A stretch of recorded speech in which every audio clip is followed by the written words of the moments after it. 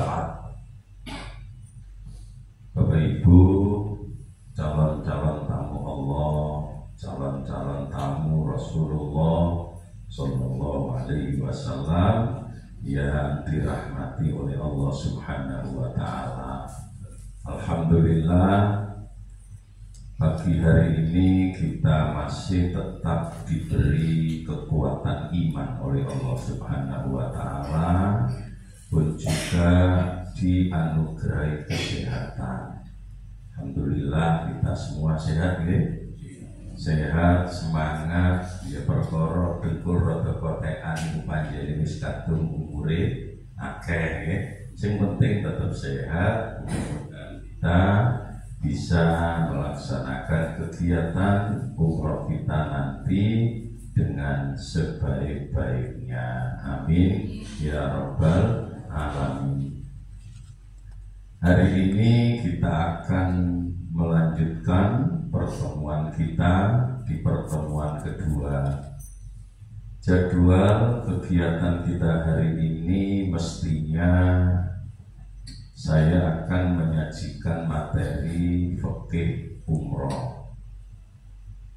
Hanya saja karena ada dua teman kita yang masih belum bisa hadir pada hari ini karena memang jauh.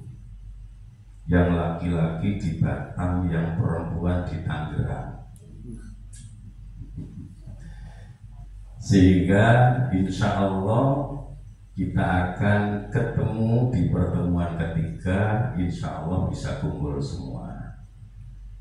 Sementara materi fikih itu materi yang paling krusial, paling penting, sehingga insya Allah itu akan saya sampaikan di pertemuan ketiga nanti.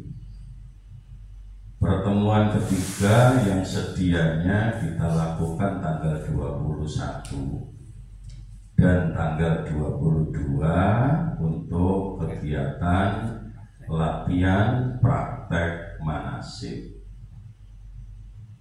Oleh karena surat yang sudah saya share di grup dari maskapai penerbangan Lion Air, di mana penerbangan tanggal 28 itu diundur 4 hari, sehingga praktis kita akan terbang tanggal 1 November. Apakah hanya kita? Tidak. Semua penerbangan yang sudah terjadwal tertunda. Jadwal tanggal 4 mundur, yang jadwal tanggal 6 November juga mundur. Kenapa? Karena informasi yang saya terima pada periode tahun ini jumlah jamaah umroh itu kalau ditotal lebih kecil dibandingkan tahun kemarin. Ya, kenapa kok lebih kecil? Kalau kemarin besar ya karena masih mania, mari 2 tahun prei. Akhirnya kabeh doroyoan budal, sesek sembarangan larang tahun kemarin, sampai dengan sebelum keberangkatan haji. Jadi periode umroh itu sesudah haji sampai menjelang keberangkatan haji. Pada periode ini jumlahnya tidak sebesar kemarin, sehingga jadwal yang sudah diatur oleh maskapai karena tidak terpenuhi kuotanya semuanya, maka dijadikan pemampatan, jadi dimampatkan. Kalau kemarin-kemarin penerbangan itu sehari bisa sampai 3 kali, periode ini sehari cuma sekali. Ya, kemudian pada hari-hari tentu dihapus, masukkan ke hari berikutnya. Ya, termasuk dampak dari kebijakan itu dirasakan oleh semua jamaah dan tidak ketinggalan juga termasuk di kita. Tapi insya Allah karena jenengan niatnya sudah kencang, Kenceng ya? Oke, pun kenceng, insya Allah kenceng tenanan nih, ojo sampai pedot. Biasanya nek kencengan itu terus melayangkan nek nabi ke batas itu biasa pedot loh barang. Ya semoga wae gak sampai pedot, ya tetap kenceng wae ya. Jadi kita terdampak itu sehingga keberangkatan kita nanti tanggal 1 November sampai hari ini kita nanti harus kumpul di bandara 1:30 siang. Berarti menjelang duhur sekitar jam 11 panjenengan nanti pada tanggal 1 itu sudah saya minta kumpul di Masjid Nurul Huda Jalan Hakim Kaya. Ya, kumpul di situ menjelang duhur. Setelah itu kita sholat zuhur berjamaah. Habis sholat zuhur berjamaah, baru kita lakukan prosesi keberangkatan. Sehingga dalam hitungan jam insya Allah persis 1:30, kalau tidak ada halangan jalan, kita akan nyampe di Bandara Juanda Terminal 2. Lalu terbangnya jam berapa? Terbangnya jam 5. Karena antara kedatangan kita dengan penerbangan itu paling tidak 3,5 jam atau 4 jam sebelumnya. Kok suwe akruk-akruk neng ngorek bandara? Boten. Karena apa kok harus selama itu? Kita kan harus check in bagasi, masukkan koper satu persatu. Itu butuh waktu.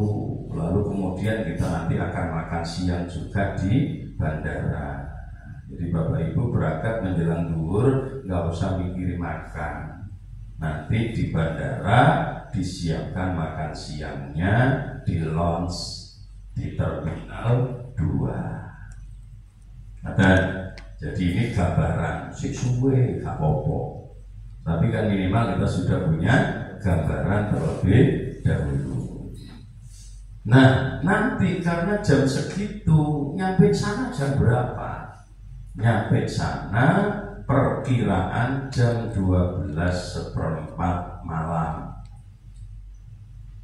Lalu proses bla bla bla bla bla, kira-kira tutup Mekah jam 3 su.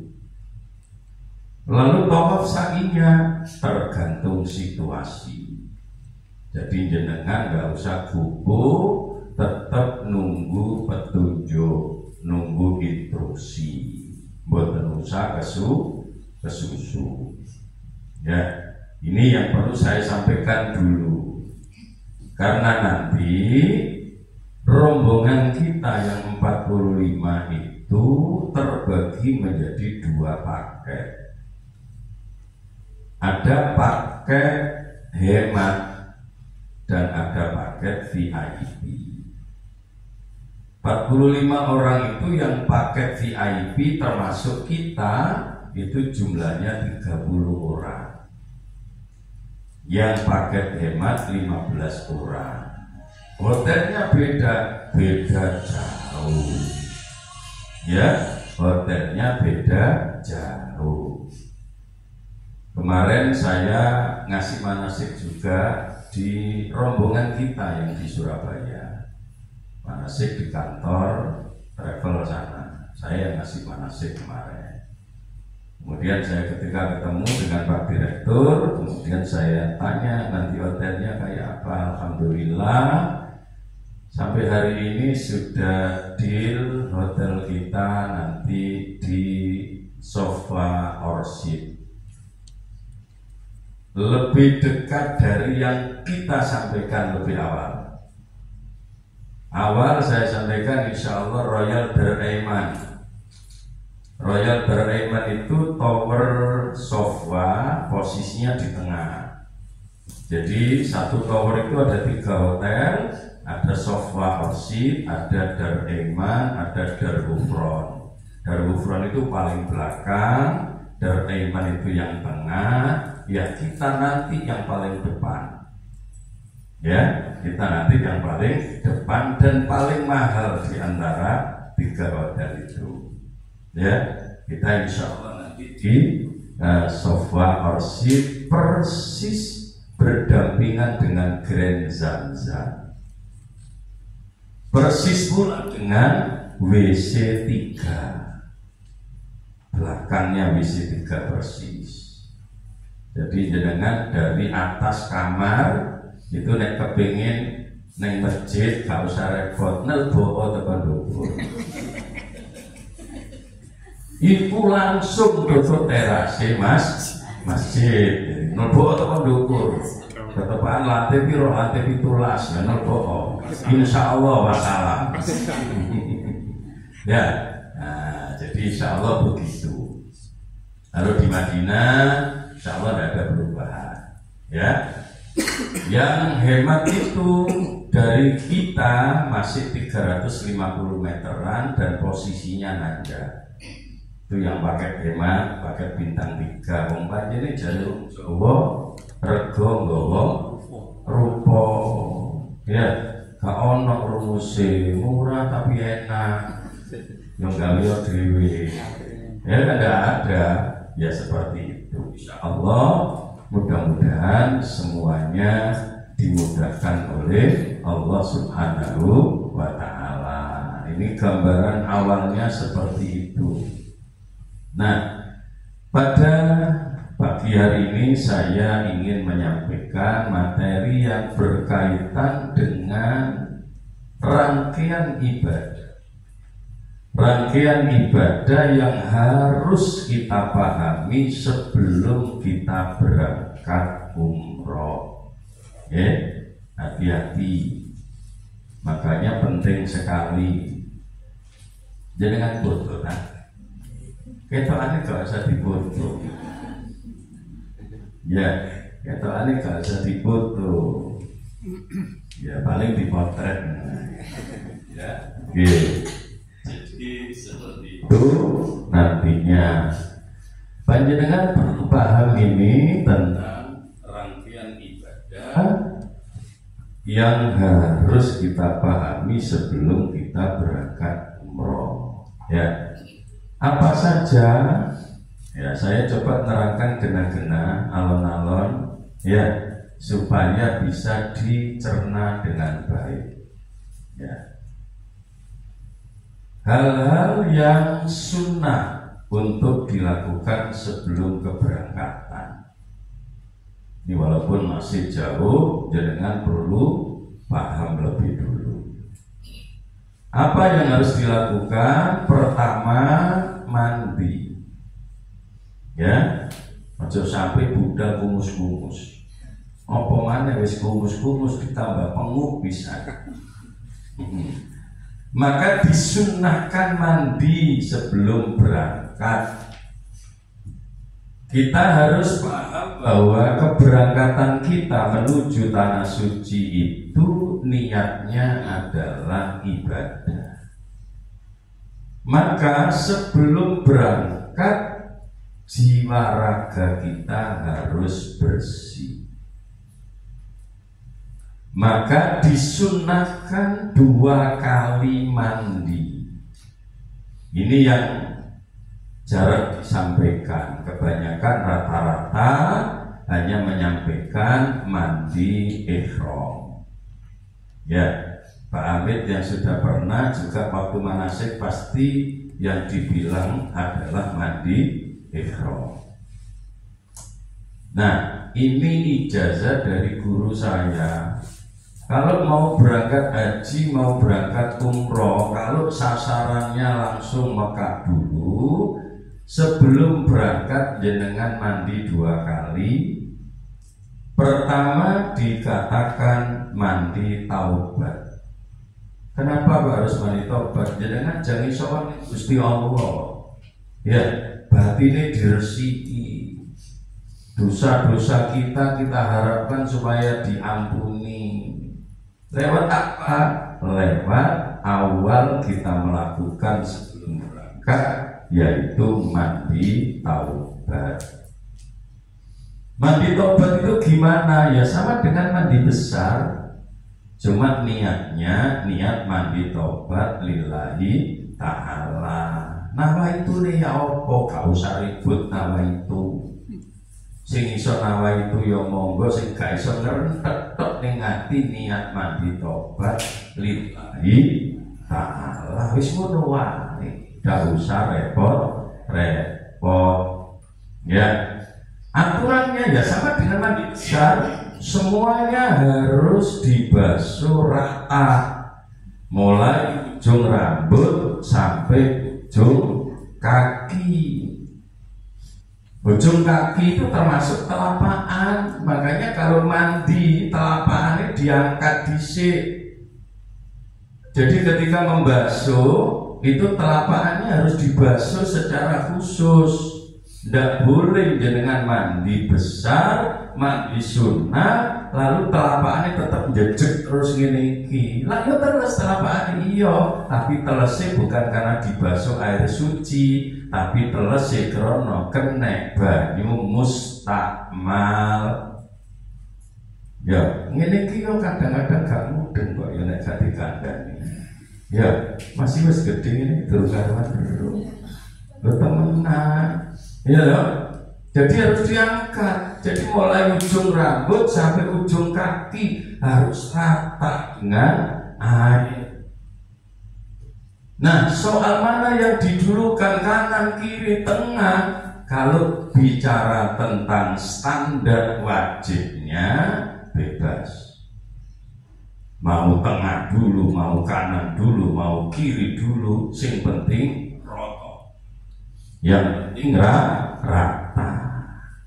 Tapi kalau kita tanya kesempurnaannya, maka setiap kebaikan itu kesempurnaannya dimulai dari yang kanan. Maka basuhlah bagian tubuh yang kanan dulu, ya, baru kemudian yang kiri, baru kemudian yang tengah. Ada juga yang memberikan tuntunan yang tengah dulu, baru kemudian kanan, terus kiri. Ya ini namanya pendapat. Tapi prinsipnya dari manapun sing penting roto sah. Ya. Tapi kalau mau sempurna ya seperti itu. Kalau mau sempurna ya, nah, diusahakan kanan dulu ratakan, setelah itu kiri ratakan, setelah itu baru yang tengah. Itu. Dan ketika mandi, apakah mandi taubat, mandi besar, atau mandi ikhram, atau mandi sunnah yang lain, termasuk mandi hari Jumat, itu pada saat mandi tidak boleh pakai sampo, tidak boleh pakai sabun, tidak boleh pakai segala sesuatu yang bisa merubah keadaan air. Maka air yang disiramkan harus air murni semua, air yang tohir, mutahhir, air yang suci dan mensucikan. Nah yuk gak enak ngono mosok rambut dikeramasi gatek sampo, sampoane kok marekno dhisik adusik. Ya, mandinya dituntaskan dulu sampai selesai. Setelah semuanya rata, mandi kita sudah kita anggap selesai. Baru kalau jenengan mau sabunan, mau sampoan, monggo. Jangan pada saat mandi di mana air yang kita basuh belum rata, terus disampui.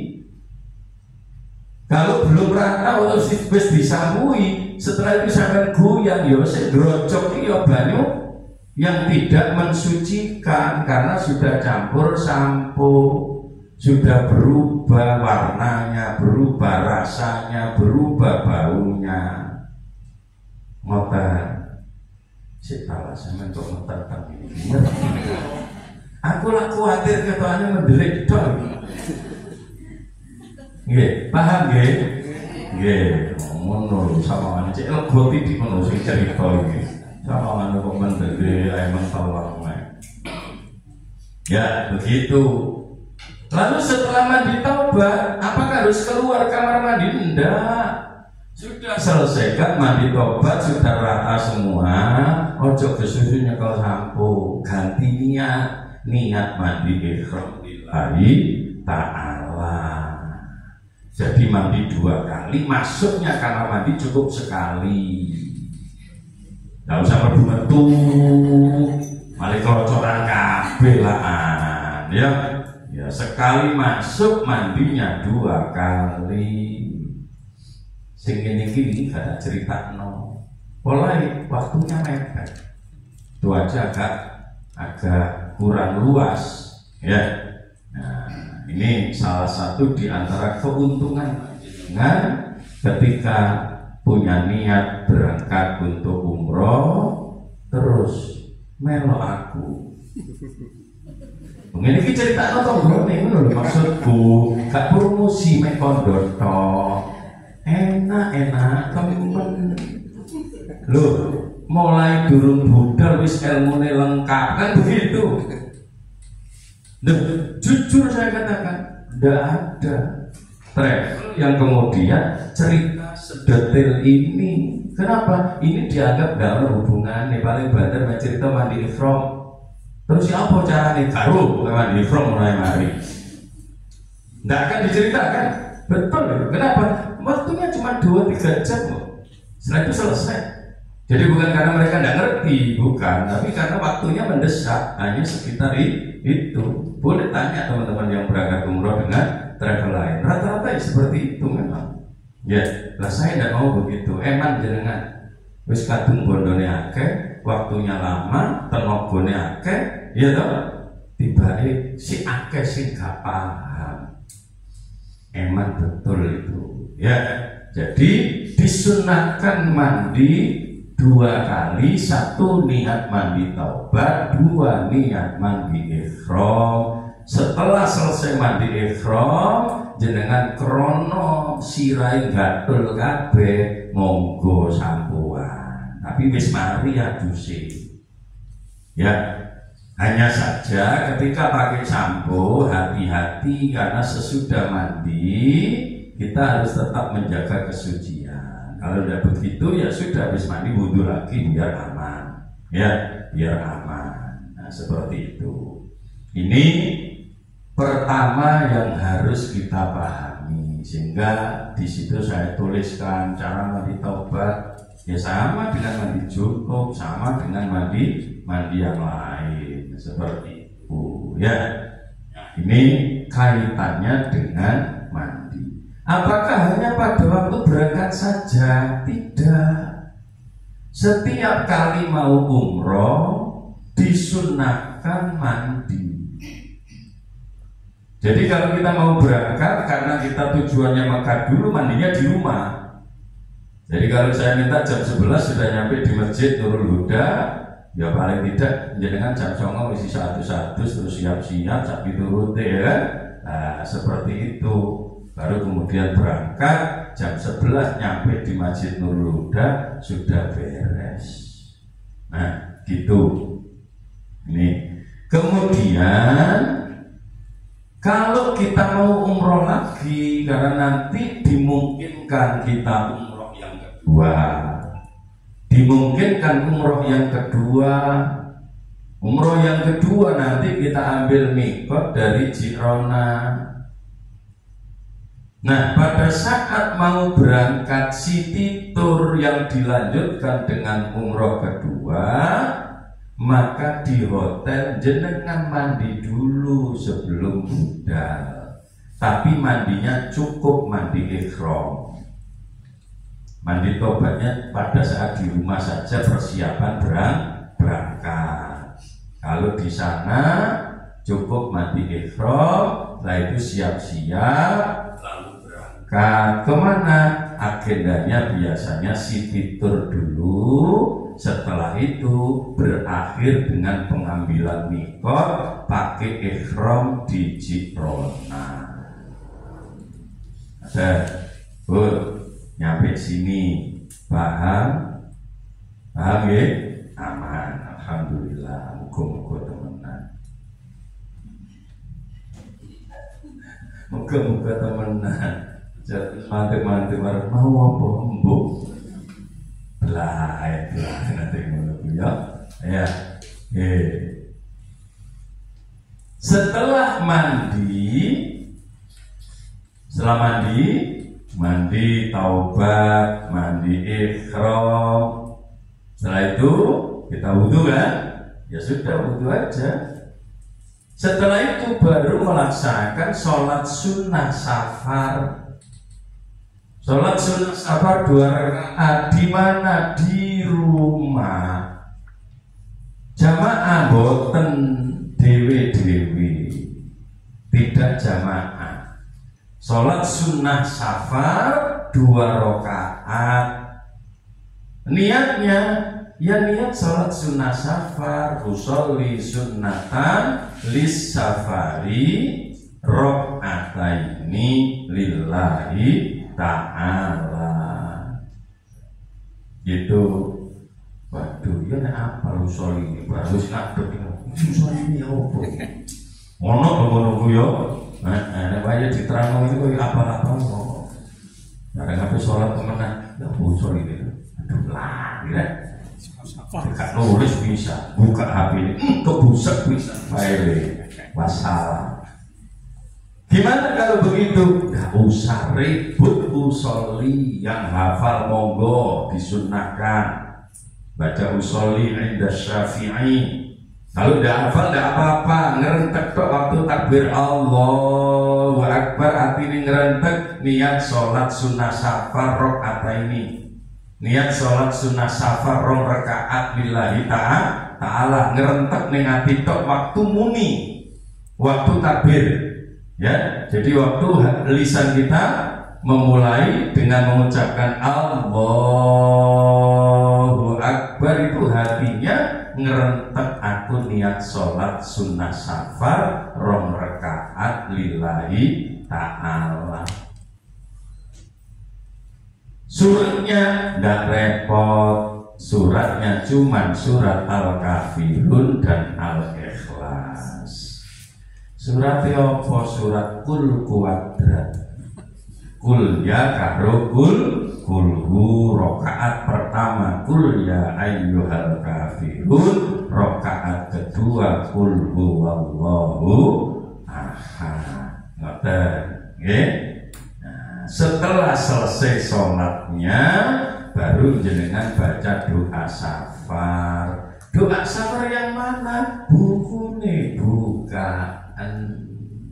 Nggih, wonten nggih buku nggih? Pun dibuka saya. Dereng. Innalillahi wa inna ilaihi raji'un. Ya dibuka lah, wong ya kopre wis dibagi biyen mula kok ya. Dibuka, dibaca, diulang-ulang supaya tidak perlu hafal, yang penting lancar. Nah, tidak perlu hafal, jadi kan tidak usah ngapal donga, wong gak ujian. Iya toh? Tidak usah ngapal, baca saja. Ya, kita baca berkali-kali supaya bacanya lancar. Syukur-syukur punya waktu panjang jenengan pelajari maknanya, ben waktu maca donga ngerti karepe apa sing tak jaluk wonten ngersane Gusti Allah. Itu. Nah, setelah doa safar baru panjenengan akan berangkat kemana? Berangkat ke Masjid Nurul Huda, kumpul di sana. Kun nek wis mari donga safar, saya ingatkan sadurunge sholat barange cepatno dhisik nang ruang tamu. Pastikan semua barangnya lengkap, tidak ada yang tertinggal. Maka buat checklist apa sing tak go. Siapkan semuanya. Setelah itu baru sholat sunnah safar, terus ndonga, terus budal. Nek wis metu teko omah gak oleh balik maneh. Bu, pelajarane ulama-ulama sepuh riyin. Pelajarane guru-guru kita dahulu. Sholat safar itu ibaratnya kaya pamitan ngono. Oh, pamitan kok mlebu meneh. sepurane ning yo aku tak mulai yo wis mulya. Ya sak apa bareng wis mulai tutup pager balik mlebu maneh. Sing duwe mesti kaget. Lapo kok balik maneh? Nggih napa mboten? Nggih. Ngono lho maksudku. Ya, makanya siapkan dulu semua barangnya. Checklist, jangan sampai ada yang ketinggalan. Taruh di ruang tamu, nek perlu jaga teras. Ya, nek perlu siap nang teras. Nek perlu jaga dhuwure becak. Duh, kaya kamu ini lah punya motor barang Pak becak terus kodono. Lah bangel-angel nang kebon ae wong. Yo, nek perlu yo gledeken. Ya, lu ndak apa-apa kan? Sing ngongkon numpak motor ku sapa? Ya nek Pak Nur pancene ana motore. Tapi ngono-ngono bae nek gale sing nyupiri terus mari tutuk ana motore gek endi? Ya dengan dokter genteng. Ya pasti ada kan. Nek kebetulan sudah punya generasi yang bisa nyupiri kan aman. Nah, saya dulu pernah punya jamaah dari Kroman malah ini. Dari Kroman, budal numpak beca, kate dikawal. Meneng-menengan, mulai numpak beca mana? Wis gak usah nyewa apa-apa, budal mulai numpak beca, wis aman. Wong ngatasi Sukodono Kroman nang Sukorame piro adohe kan begitu, gampang. Jadi tidak usah dipersulit. Ya, dibelat-belati nyewa motor larang kan begitu. Ya, untungnya saya ada ono Grab barang kan. Jadi ya rata-rata murah titi. Nah, biar kan nyewa itu kan mesti larang. Nah, begitu. Jadi berangkat langsung ke masjid sudah tidak boleh lagi ada yang bilang, waduh, kono aku carry, apa kono aku? Ya. Wis kate ngono, makanya dicek dhisik sadurunge salat. Ya, tidak boleh ada yang tertinggal. Yo, kalau sudah tertinggal ya sudah Januari, ngono ku kelakon aku ini. Sing Mei apa sing November itu? Ini ya. Dompet gak kegowo, sak duit-duit. Bu innalillahi wa inna ilaihi rajiun. Ya wis gak nggo dompet yo wassalam, ATM yo gak kegowo, duit yo gak kegowo, wis gak kegowo apa-apa. Tutuk kono klowo. Iki arep tuku gawe duit apa wong duwe gak nggawa arep gesek gak ana ATM nyelempit nang dompet dompete gak kegowo. Ya salahku dhewe yo kan. Ya untunge zaman modern ono HP. Ya, di situ ada M-Banking. Akhirnya terus nyilih kancane, aku nyilih ATM ini tak nyebut duit ikut tak lironi lewat transfer M-Banking. Iya nek ngono nah bareng sing tua-tua kan gue yo. Apa gak ngomong. Ya. Nah, begitu. Ini cerita pengalaman juga. Makanya usahakan cek semua barang sebelum kita melaksanakan sholat sunnah safar. Pastikan semuanya sudah siap di depan. Jadi begitu selesai sholat safar sekali sudah gelodak mulai wis aman semuanya selesai. Ya, yo nek ijik duwe anak kan duwe ponakan lan duwe putu iso dikandani. Waduh tiba emak mau nek sing kene itu lho jupukno. Lah sing jupuk anake gak apa-apa wong anake gak melok lunga. Ya toh? Lah nek anak gak ono putu, gak ono ponakan, gak ono terus lapo? Kowe ijik yo melu. Ya toh? Nah, tapi sebisa mungkin usahakan tidak ada yang tertinggal. Yes. Ini harus dipahami betul supaya kita lancar semuanya. Ada nggih? Nggih. Kemudian ada hal-hal juga yang harus kita ketahui dan harus kita pahami dalam hal ketentuan ibadah. Ibadah yang apa? Satu, wudu. Wudu jenengan harus paham. Pada saat kita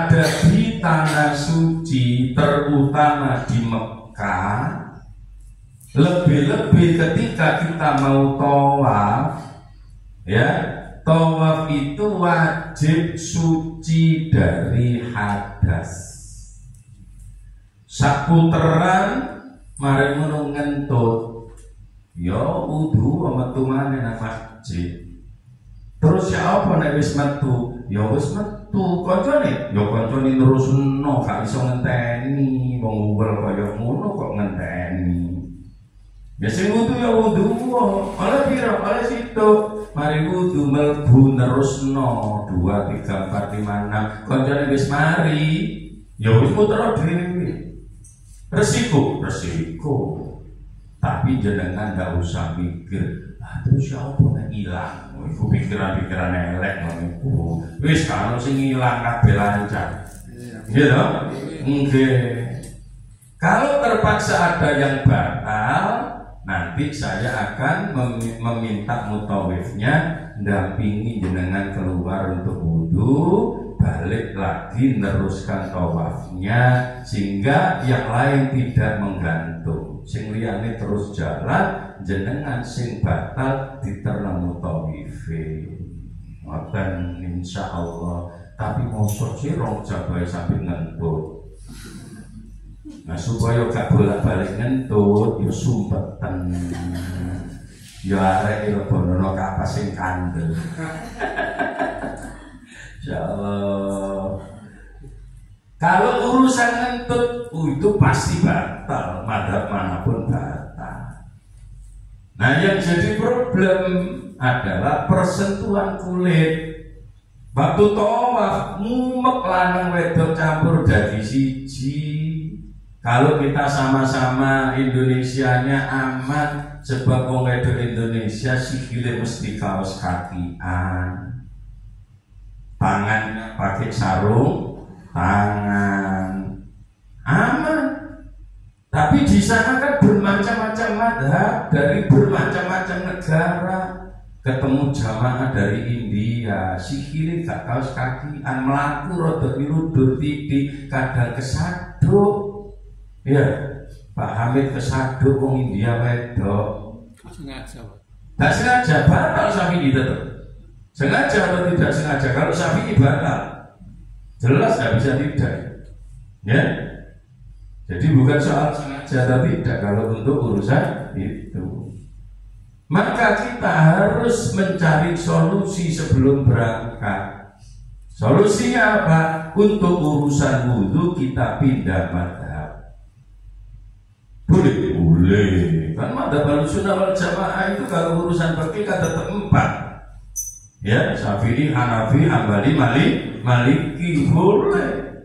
Ikut Maliki juga Ahlussunnah, ikut Hanafi juga Ahlussunnah, tidak hanya Syafi'i.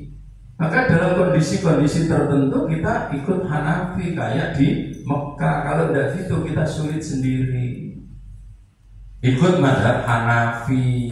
Kalau ikut madhab Hanafi itu persentuhan kulit laki-laki dan perempuan yang tidak sampai menimbulkan syahwat itu tidak membatalkan wudu. Tapi kalau batalnya wudu ikut Hanafi, wudunya juga harus mengikuti tata cara wudunya Imam Hanafi. Bedanya apa? Bedanya cuma satu, pada saat mengusap kepala. Kalau Syafi'i mengusap kepala cukup 3 helai rambut. Piringan ini oleh, buri ini oleh, dukur oleh. Dulit tak kan mesti terlebih sak dulitan itu. Tapi kalau Hanafi tidak bisa mengusap kepala, minimal separuh kepala dan sempurnanya adalah full seluruh kepala. Nah itu yang harus kita latih mulai sekarang. Latihan apa? Latihan membiasakan. Loh, saya sekarang kan masih Syafi'i, gak apa-apa. Karena Syafi'i juga mengusap kepala secara keseluruhan itu hukumnya sunnah. memang sedikitnya 3 helai rambut, tapi kalau diusap seluruhnya itu mendapat tambahan pahala karena itu sunnah menurut Syafi'i. Kalau menurut Hanafi wajib seluruhnya atau minimal separuhnya. Berarti kalau sekarang wudhu gini, tidak apa-apa walaupun kita masih Syafi'i. Jadi habis dibasahi dengan air, kemudian diusapkan keseluruhan sampai belakang, kembalikan lagi. Nah, nek sing wedok rambutnya sak bokong ya apa? Ya tetap sak kepala, bukan seluruhnya, bukan seluruh rambut. Ya. Jadi yang diusap itu adalah kepala yang lazimnya ditumbuhi rambut. Ada wamsa'u biru'usikum. Jadi disuruh mengusap sebagian kepala. Ini yang dipahami, yang diambil oleh Syafi'i, sebagian itu cukup 3 helai. Kalau Hanafi sebagian itu minimal separuh, bahkan sempurnanya secara seluruhnya. Jangan bilang meneh nang kono lali. Kenapa? Sesuatu yang belum terbiasa itu akeh laline, timbangane ilinge. Maka mulai sekarang si ono waktu 3 minggu latihan nek wudu full. Ya. Latihan mulai sekarang. Setiap wudu full. Saya itu saking seringnya ke sana sampai sekarang. Walaupun tidak berangkat ya tetap full kalau wudu. Ya, kenapa? Ya sudah terbiasa. Sudah terbiasa dan itu posisi masih tetap mazhab Syafi'i, dapat nilai tambah. Ya karena mengusap keseluruhan itu hukumnya sunnah. Ngoten nggih? Understand? Yes. Insyaallah ya. Ini harus paham betul. Harus paham betul. Ya, makanya kelihatannya hal-hal bukan hubungan dengan umroh. Loh gak ono ya apa sih? Urusan toharo itu berhubungan untuk seluruh macam ibadah, makanya harus tahu. Itu, nggih. Lalu kemudian apa lagi yang harus kita ketahui? Sholat di pesawat itu juga harus kita pahami. Kemarin juga di sana saya dapat pertanyaan itu, gimana tayamum? Nah, saya jelaskan di sini. Jadi untuk sholat di pesawat kita yang menggunakan atau mengikuti mazhab Syafi'i, ya itu perlu panjenengan pahami. Pertama, merujuk pada keputusan Muktamar NU yang ke-28 tahun 89. Berarti wis lawas ini. Keputusan ini sudah ada, bukan barang baru. Ya, di Pondok Pesantren Krapyak Yogyakarta disebutkan tayamum di pesawat. Tayamum di pesawat itu kan menggunakan tidak dengan debu. Dari debunan bisa dengan pesawat. Yuk, saya bolak-balik terbang. Iya toh? Mana di pesawat ada debu itu? Iya toh? Kursinya bersih. Ya, belakangnya kursi juga bersih. Tidak akan menemukan debu kita. Ya. Jadi tayamum di pesawat itu tidak sah karena kita tidak ada debu di sana. Hanya bayang-bayang debu tapi bukan debu beneran. Ya. Tidak sah tayamumnya. Ya, dalam mazhab Syafi'i dijelaskan bahwa tayamum disyaratkan harus menggunakan debu. Dasarnya ada di kitab Majmu' karangan Imam Nawawi. Dadi gawe keputusan ngene iki yo gak KPD. Napa KPD? KPD. KPD ada rujukan kitabnya. Nggih? Begitu, ini untuk tayamum. Sehingga kalau di pesawat gimana? Kita wudhu tidak mungkin karena tidak ada air. Tayamum tidak sah. Ya wis gak usah tayamum lah. Tidak usah tayamum. Lalu bagaimana? Lanjut yang poin 2. Hasil muktamar itu juga memutuskan bahwa sholat di pesawat hukumnya tidak sah. Kenapa? Karena tidak menghadap ke kiblat, kiblatnya diragukan. Jenengan kalau mau sholat di pesawat kelihatan kompasnya gak jalan di sana, iya dong? Karena posisi kita sudah di udara. Maka kiblatnya di mana? Kiblat ngawur. Pokoknya sesuai dengan ngadepi pesawat. Lah, kiblatnya dilakukan. Ya. Kemudian sholat dilakukan dalam keadaan tidak bersuci karena tayamumnya juga diragukan. Tayamumnya juga tidak sah. Maka poin ketiga, sholat di pesawat itu kedudukannya hanya semata-mata lihurmatil wakti, semata-mata untuk memuliakan waktu sholat. Nanti di tempat yang sudah kita sampai dalam kondisi aman dan memungkinkan untuk sholat, sholat yang tadi dilakukan di pesawat diulang lagi, namanya diqodho. Jadi kalau sudah nyampe mengqodho sholatnya yang tadi dilakukan di pesawat. Karena bodoh-bodoh ngono nih pesawat gak usah sembahyang ae turu ae. Ngono ki yo gak ilo. Karena kita punya kewajiban sholat di waktu itu. Maka sholatnya hanya untuk menghormat waktu. Ada gitu. Jadi gue naik kerumung kan kita terbangnya jam 5. Duhur asar selesai, duhurnya di Masjid Nurul Huda, asarnya di Bandara Juanda, selesai. Ya. Lalu kemudian kita akan sholat maghrib isya di pesawat. Sholatnya hanya hormat waktu. Nanti nyampe di Bandara Jeddah mengulang maghrib isya. Ngerti nih? Sampai di Bandara Jeddah mengulang sholat maghrib isya. Setelah itu baru nanti dilanjutkan dengan sholat sunnah safar. Nanti kalau di sana Bapak Ibu, dan jangan bayangkan seperti di sini kita bisa kumpul sholat lanang wedok bareng. Di sana ya lanang dewe mayoritas begitu, sing wedok dewe. Mulane kok sing wedok ya diimami padha wedoke, sing lanang langsung ya, yang laki-laki langsung ikut saya. Nggih.